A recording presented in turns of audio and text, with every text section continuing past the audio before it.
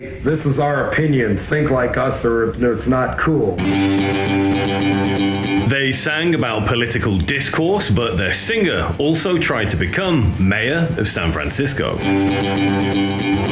The group would face criminal charges for distributing harmful material to minors with the release of their 1985 album, Frankenchrist. Their very name would spark public outrage, and record store owners would even be arrested for selling their music. Despite actively claiming they were heavily against corruption, the band would fall apart and, ironically, become engulfed in legal disputes over publishing royalties and fraud. They compared US politicians to Hitler and foretold the coming of a new world order as they watched the United States crumble before them. This is Hal Nation, the story of dead Kennedys. It was also another part of what really is a culture war against artists and journalists who want to present a view of society different from the New World Order. On July the 19th, 1978, the Dead Kennedys would play their first show at the Mabuhay Gardens in San Francisco, California. This venue, also known as the Fab Mab, was somewhat of a legendary place. It saw the likes of the Runaways, Ramones, the Dead Boys, and even Motorhead stretch their strings there. So what better place for the Dead Kennedys to launch their assault onto the world? This is our opinion. Judge it for what you will, but for Christ's sakes, have an opinion. The Dead Kennedys would be formed through The Recycler, a now legendary newspaper that brought many influential groups together. Metallica, Guns N' Roses, and Motley Crue all started from classified ads here. Whilst, of course, the Kennedys were a full band, one man would essentially become the spokesperson for the group, and his name would become synonymous with them. You can't hear the name Jello Biafra without thinking of the politics behind Dead Kennedys. We, in our own way, are trying to break down rules, like be them not just written laws, but mental laws, social mores, and American attitudes that have slowly turned this into one of the greediest countries in the world. The name itself spawned from what they perceived to be the downfall of America, or at least the death of the American dream, and their goal was to change that. Arguably one of the most famous presidents in US history, who took office in 1961, would be assassinated on November the 22nd, 1963. The Dead Kennedys believed that under the direction of John F. Kennedy, the United States was a prosperous land, and ever since then, the American people were essentially ignoring the fight for freedom. I think what we are witnessing in this country is the slow but inevitable fall of an empire that got too comfortable. In other words, when people are so interested in feathering their own nests and scamming on everybody else, or being as macho as the person on the TV or movie screen, and not caring about other human beings, of course, things are going to start to crumble and collapse around them, just like it did with Rome, or Britain, or Egypt, or the Aztecs. Their view on the decline of America was so extreme that in an interview in 1983, guitarist East Bay Ray said Americans would be happy to work in concentration camps if they thought it would be good for the economy. There's plenty of people in the United States that would probably, because they need a job or it's good for the economy, would probably work at a concentration camp. And it was this type of political and moral complacency that the Dead Kennedys were trying to highlight. Jello Biafra would take an early interest in politics and corruption. A few key events that would help to shape his worldview would be the Vietnam War, the Chicago 7 trial, and the Kent State Massacre, which Biafra would be exposed to during his formative years. Even by his own admission in an interview, he stated that these events and others radicalized him at an early age. I'm grateful my parents didn't change the TV channel when bloody Vietnam War footage came on, or African Americans being hosed by the cops or attacked by German shepherds because of the color of their skin. So how could I not be radicalized when this is all going on? He would combine this radicalization with his love for two bands, the Stooges and Hawkwind. In an interview with Prog magazine, he cited that Funhouse by the Stooges and Space Ritual by Hawkwind essentially made him who he was from a musical point of view. Funhouse by the Stooges will be released in 1970, making it their second studio album, and Space Ritual was a live album by Hawkwind, released in 1973, and good old Lemmy Kilmister from Motorhead features on bass and some vocals here.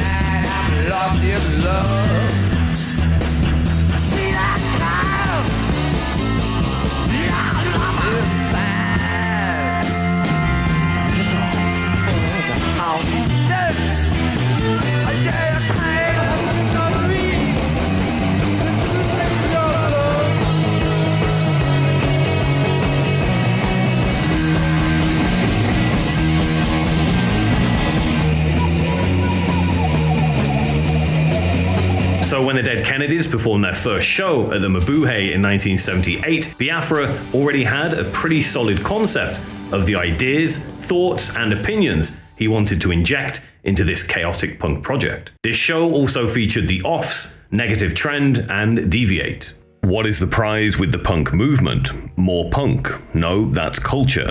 Yes, like it or not, it's a consumer culture, even before it was co-opted. We all bought into it because it had so much energy, and the lyrics were cool, and it finally rekindled the spirit of rock and roll, and people loved bands like early Radio Birdman and The Saints, and other bands in the US and Britain were all no longer in a vacuum anymore. We see people dressed a little differently than us, and we think, oh, this is punk. What is punk, according to you? I think if you asked 30 people that, you'd get 30 different explanations. California Über Alles would be the first single from the Dead Kennedys, released in 1979. California, Über Alles, California. The title itself was a spin on Deutschland, Deutschland über alles, which translated to English means Germany, Germany above everything. It's a line taken from the German national anthem, and it's the same line that was specifically adopted by the Nazi Party. The song California Über Alles itself was aimed at the then governor of California, Jerry Brown, where Biafra essentially portrays Brown's vision for a fascist America. When singing the lyrics, Biafra claims that Jerry Brown will one day become Führer and America will turn into George Orwell's 1984 dystopian depiction of society, fascist and totalitarian. And by the artwork alone, you can see the comparison the Dead Kennedys were trying to make. The first single would also appear on the debut studio album by the Dead Kennedys, Fresh Fruit for Rotting Vegetables, released in 1980. An album that not only took aim at politicians, but also the ugly truth of war and social unrest.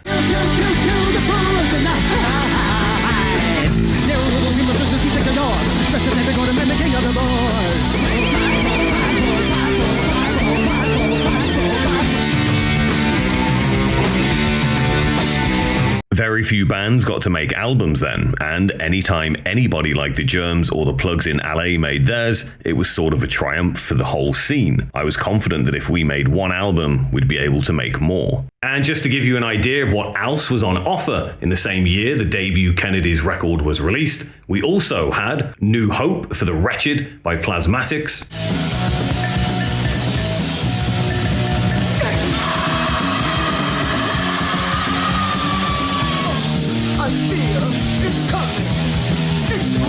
The Cramps released Songs the Lord Taught Us,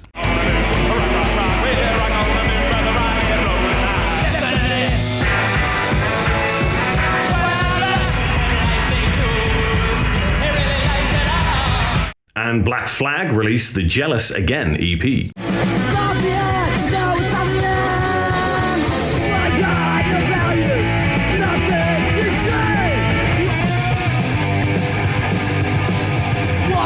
The album cover alone tells a pretty grim tale. On May the 21st, 1979, San Francisco saw an evening of violent riots with over 100 people injured and police cars set ablaze. This night would come to be known as the White Night Riots. A politician by the name of Dan White had decided to take the lives of George Moscone and Harvey Milk, also both politicians. A few moments later, Dan White surrendered to the police. This has stunned the city.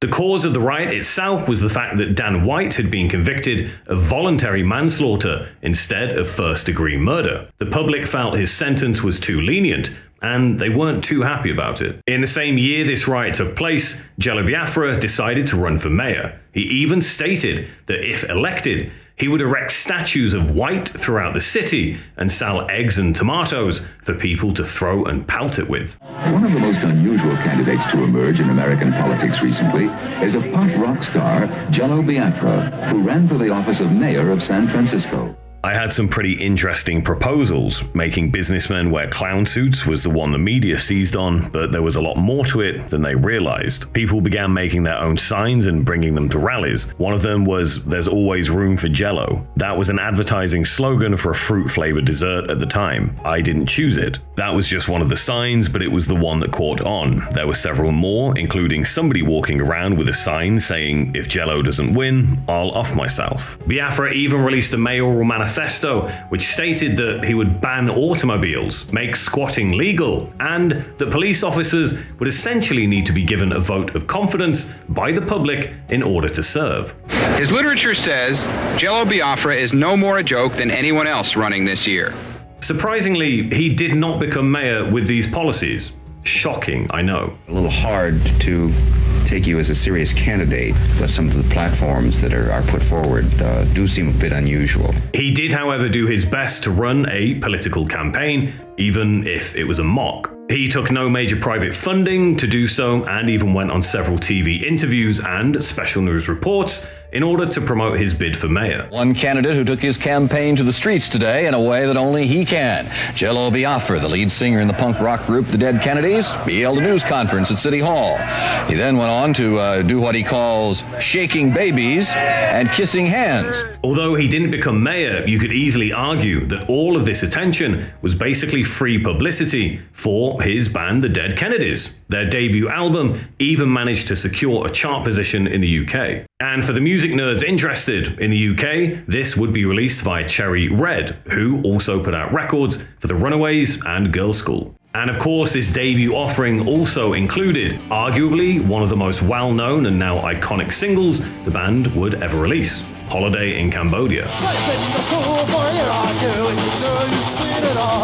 Although a rather upbeat and energetic song, the subject matter itself is extremely morbid. The song referred to the death of over 1 million Cambodians during the 70s. And with other titles on the album such as Kill the Poor, Chemical Warfare, and Let's Lynch the Landlord, it's easy to see which side of the political and social fence Biafra and the Dead Kennedys had firmly seated themselves. Dead Kennedys had certainly set the tone for their brand of musical activism, and whilst it may have been shocking to some, they had plenty more obscenities to come. I to bring attention to the end of the American dream and the beginning of the me generation. In 1981, Dead Kennedys would release a rather controversial single. This time, though, it wasn't controversial due to the actual topic of the song. It wasn't about murder, assassinations, or anything even remotely morbid or shocking. It was simply the title. Too Drunk to Fuck would cause somewhat of a ruckus over in the UK. According to an old Dead Kennedys biography, record store owners were arrested for stocking the single, and the BBC were terrified that if the song performed well commercially, they would have to invite the band to come and play on Top of the Pops. How much truth there really is to these statements, only the Dead Kennedys and possibly some record store owners could confirm it. What we do know is that the single reached number 31 in the UK charts. Then 1 year later, another DK singles hit the UK charts with Nazi Punk's Fuck Off. This single would be taken from the In God We Trust Inc. EP, an EP that essentially took aim at organised religion and neo-Nazis, and was also released in the era of Ronald Reagan, the 40th President of the United States of America. Those types of people didn't come to our shows that much. I mean, punk has a wide spectrum. On one end, like within the Sex Pistols, you have the Sid Vicious type, the kind of idiot. and on the other end, you have Johnny Rotten, Johnny Lydon, the intelligent one. Dead Kennedys were on the intelligent end of punk, and our audiences tended to be also. And this is where things become pretty chaotic for DK, from a political perspective. After the release of their second studio album, Plastic Surgery Disasters, in 1982, the group would see more success in the UK by climbing up the independent charts. We're gonna try that on you, we'll make you die. It'll get you just a little. Fall through your stay home, your drain, break the heads off of your kids' street way. And over in America, they were about to make it very clear their feelings for the new president. Throughout the 1980s, there would be a rise of what was called the New Right, which was essentially just conservative politics under the reign of Ronald Reagan. And with punk naturally opposing this political ideology, a series of concerts and protests would take place over several years. Rock Against Reagan would be historically classed as somewhat of a punk movement and consisted of various punk bands holding anti-Reagan concerts, Dead Kennedys included. And this is how it was seen from the perspective of the Dead Kennedys, taken from an old biography. More live mayhem brings Dead Kennedys to guerrilla performances outside both the Democratic and Republican national conventions. Republicans in Dallas are greeted by Biafra-led crowd chanting "fuck off and die" as they flee the hall for their hotel rooms. A mass die-in at a Neiman Marcus and the notorious Joey Johnson flag-burning case that wound up in the Supreme Court add to the festivities. At the Democratic convention, Dead Kennedys take to the stage in Klansman hoods, then remove them to reveal Ronald Reagan masks underneath. 1,000 people break away from the crowd to march on San Francisco City Hall, where they are beaten senseless by out-of-control police officers. And again, only the people that were there could really confirm if this is how things really went down. Regardless, we do know that Ronald Reagan wasn't a popular choice for everyone. On March the 30th, 1981, he was famously shot by John Hinckley Jr. in an assassination attempt. So whilst the early 1980s consisted of the Dead Kennedys continuing their fight against what they believed were the wrong kind of political beliefs and policies, they would soon come under much heavier scrutiny, and one member would even face the threat of prison if found guilty. In 1981, the world saw the birth of MTV Music Television, a significant development within the music industry as it was essentially the first channel to air music videos around the clock. And as we all know, it would help to shape the music taste and culture throughout the decade. I want my MTV! I want my MTV! So of course, the Dead Kennedys hated it. The song is called MTV Get Off the Air. MTV Get Off the Air would be a song taken from the third studio album by DK, and it was an attack on the music industry. How people were now being force-fed garbage by watching MTV. MTV, get off the MTV, get off the MTV, get off the air,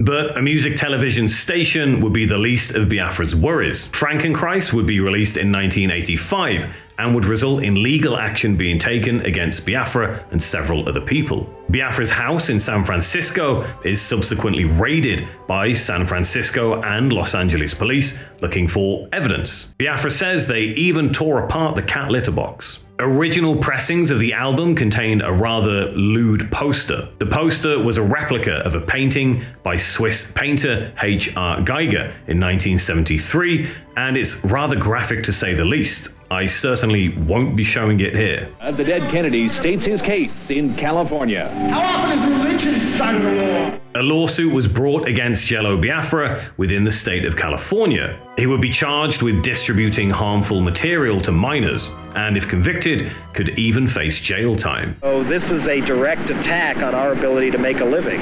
The trial went on for over a year, receiving international attention, and renowned historian and cultural critic Grail Marcus even took the stand as an expert witness for Biafra in his defense. And if that wasn't trouble enough, the front cover of the Frankenchrist album also got Dead Kennedys into some hot water. The cover itself was a picture of 4 Shriners in traditional red fez hats and driving their mini cars. They were so disgusted to be linked by the record, they decided to sue Dead Kennedys and retail stores for $45 million.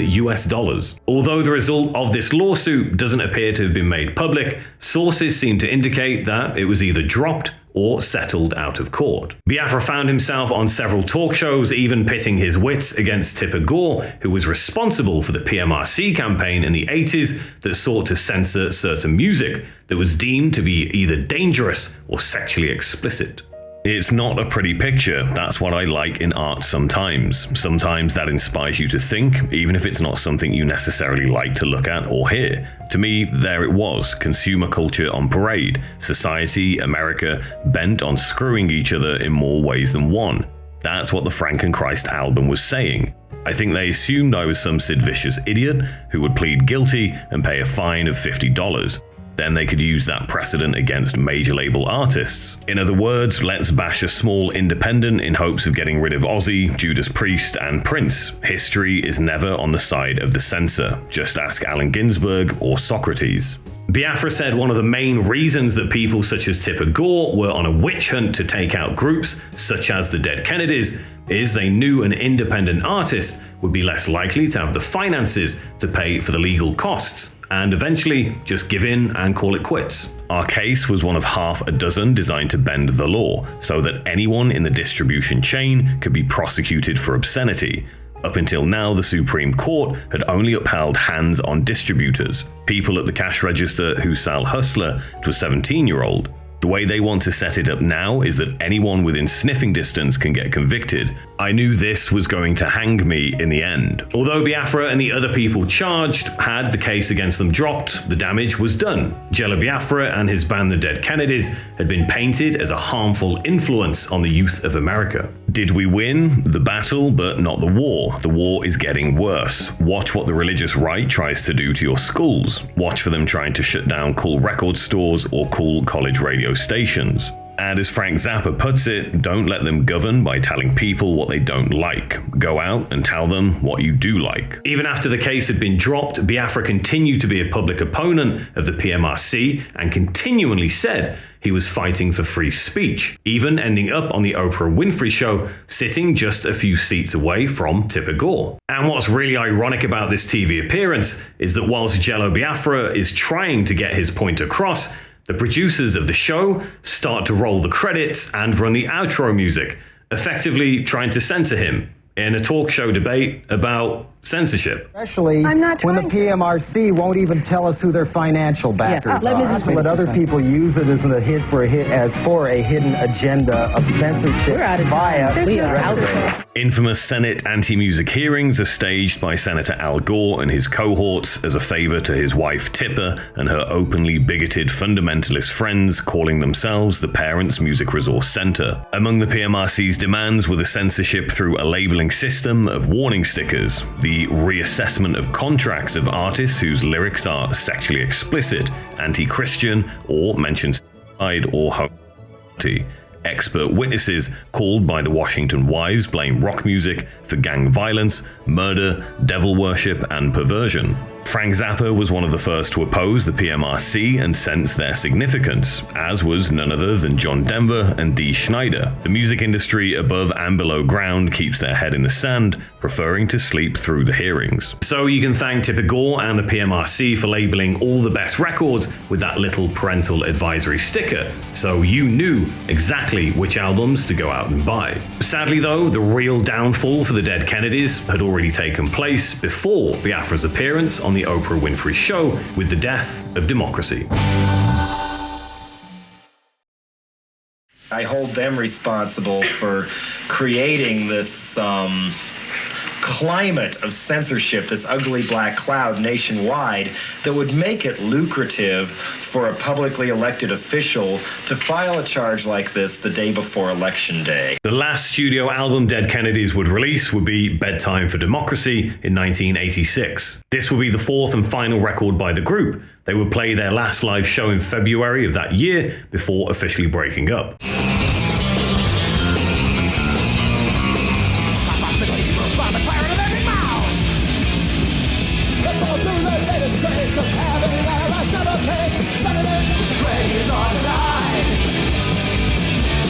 I think it's safe to say things turned a little bit sour whilst Jello Biafra would state that legal action from the Frankenchrist record would ultimately be the downfall of the band. East Bay Ray had a very different perspective on this. It seemed more that creative differences had gotten in the way of their once politically charged solidarity, and that it was becoming less a democracy and more Jello Biafra's Dead Kennedys. The group broke up. The Frankenchrist thing was, say, a final straw as far as his going in a different direction than what we wanted to do. I felt that the poster itself was shock for the sake of shock value. We'd shocked people before, but we'd always tried to have a point behind it. I didn't see the point he was making, but we didn't quit after the lawsuit happened.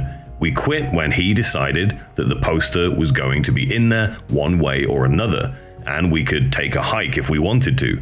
So we said, well, why don't we call it Jello Biafra and Dead Kennedys, since that's what it was becoming anyway at that point. In fact, East Bay Ray says the band decided to break up before Frankenchrist was even released, but also agreed to record a final album after this, which became Bedtime for Democracy. Ironic. And then we have the legal feud between Biafra and the rest of the group. In the late 90s, former Dead Kennedys members filed a lawsuit against Alternative Tentacles, which was the label owned by Biafra and East Bay Ray that released several DK albums in the 80s, as of course they wanted to go as independent as possible. When the details of the case were made public, it appeared that Biafra had intentionally tried to avoid paying royalties to members of Dead Kennedys. According to the Los Angeles Times, Biafra was eventually convicted of breach of contract and fraud and ordered to pay $220,000 to the former members of the group in back royalties and damages. There was also dispute over creative control of some of the songs and who essentially wrote them. Many years later, East Bay Ray stated the following: Jello didn't bring in the songs. I know he's created the myth that he wrote them all, but the question here is that if he did, why didn't he ever do anything significant after leaving the band? Iggy left the Stooges and had a career. Ditto, Lou Reed and the Velvet Underground, or Morrissey with the Smiths. Where's Biafra's solo career with a bunch of great songs? The songs were written in numerous different ways. Cambodia started as a jam in the rehearsal studio. On top of this, Ray stated that Biafra was the reason a Dead Kennedys reunion never took place. It's not an issue for me or Klaus. It's Biafra that turns down any offers for us to do something. We don't have any problem. He got caught with his hands in the till and wants to blame us for getting caught.